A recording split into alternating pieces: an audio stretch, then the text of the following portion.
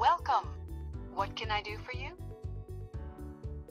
I have been coughing and experiencing shortness of breath. Let's start with a few questions. Tell me about yourself. We need to know a little before we get started. My name is Tim. I am 53 years old. I have smoked for 36 years.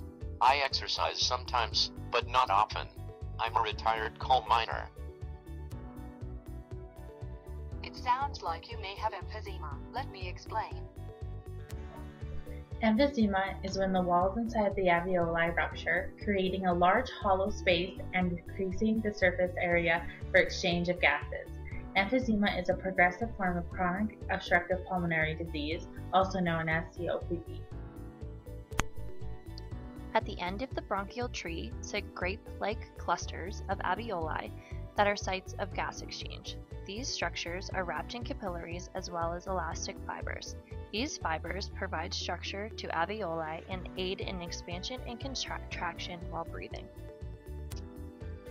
The walls of the alveoli are primarily simple squamous cells, which are type 1, but another type of alveolar cells, type 2, are present that are simple cuboidal cells. These cells secrete fluids and antimicrobial proteins that play a role in immunity. Alveolar macrophages patrol the surface of the alveoli due to the high risk of microorganisms entering the respiratory tract. These leukocytes produce an enzyme called protease that plays a role in killing bacteria and digesting proteins. Protecting healthy tissues from the enzyme, an anti-protease enzyme called alpha-1 antitrypsin is present. Emphysema damage occurs to the elastic fibers and the alveoli walls, leading to lack of support for exhalation and inhalation, as well as decreased surface area of the alveoli. The results in lower amounts of gas exchange, causing deficient amounts of oxygen. In the diagram, you can see large pockets forming and decreasing surface area. The lack of elastic fibers leads to trapped deoxygenated air in the alveoli, also contributing to lack of oxygenated air being exchanged. Damage is caused by one of two factors. When smoke or other irritants are inhaled, it triggers an increase in leukocytes to be brought to the area. These cells produce the enzyme protease. The enzyme protease starts to be abundant, and there is insufficient amounts of antiprotease enzyme to neutralize the effect.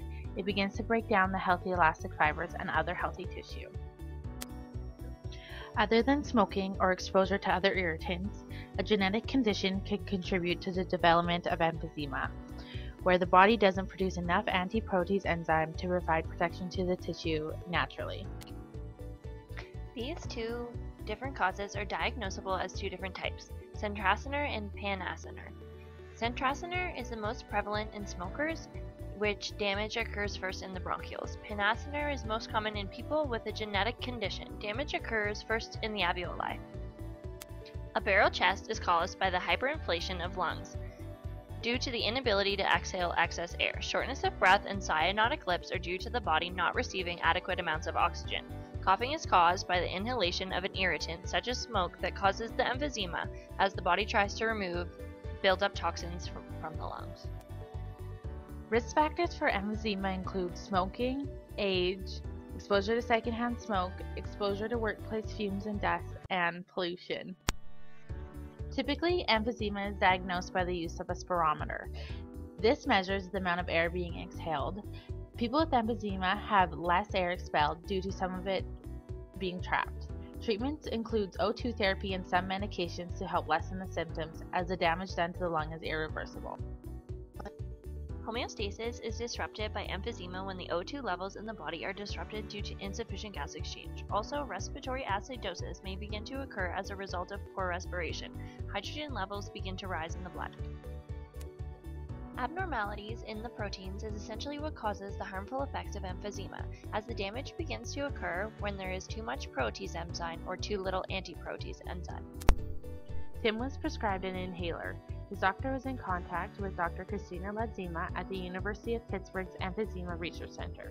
She suggested, according to recent research, that in addition, a daily dose of erythromycin to prevent symptoms by decreasing inflammation and risk of infections.